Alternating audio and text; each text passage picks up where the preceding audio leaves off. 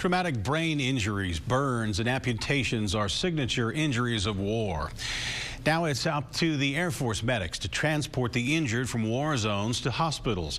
In the past decade, the process has changed a lot because of training that only happens here in Cincinnati. Local 12's Deborah Dixon tells us how those lessons of war are helping at home.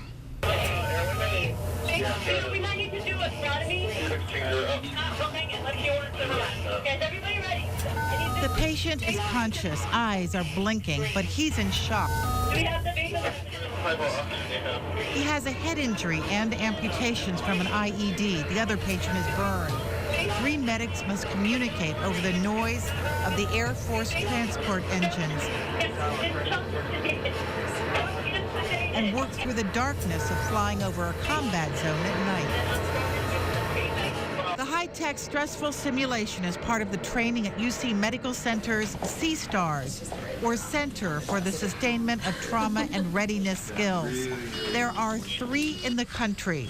UC's is the only one that trains Air Force trauma teams to fly the wounded from Iraq and Afghanistan to hospitals. I mean, he's going to start bleeding, and it'll still be the same situation. In another room, a critical care team monitors what the medics do. But they identified the airly quickly, and they actually did a reasonable job. But they are stressed. We want them to be stressed and to feel that and to function under that stress in a training environment, in a simulation environment. We want any type of mistake to be made here on the ground, and we identify that. The 15 instructors who train the teams work in the trauma unit, including its director, Air Force Colonel Dr. Jay Johannigman. He's been deployed 6 times. I have no question that the care here is very much different than it was 10 years ago because of the hard-won lessons. To not bring those lessons back really slights the honor of those who were privileged to serve. Lessons of war. Miami University senior Zach Stevens believes he is alive because of them. Zach was driving from Indianapolis back to Oxford one morning 3 years ago when he was broadsided by a van at this intersection in Liberty, Indiana. His car was pushed over into those propane tanks. That's where the local sheriff resuscitated him.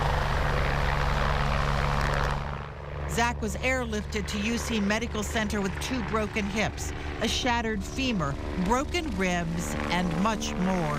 My diaphragm ripped, my spleen ruptured, my kidney was lacerated, my stomach moved up here, this lung collapsed, this one partially collapsed, and I had a little brain bruising up here. There was talk of gathering the family to say goodbye. But Dr. Johannigman and the trauma unit had seen this before.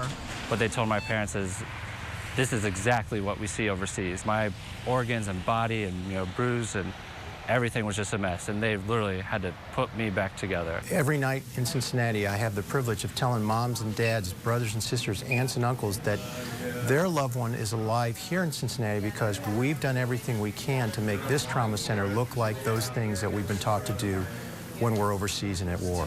UC's trauma unit sees 3,500 patients a year. Most have injuries like Zach, who says he's grateful the lessons of war came home. All right, I need you to go get out. All right. Deborah Dixon, Local 12 News. Dr. Johannigman's crew has saved people all over the world. Yeah. It's stunning what he's able to do, and then bring that here, right, and we benefit from it. It's an wonderful. Amazing story, yeah, Isn't really. it? Yeah.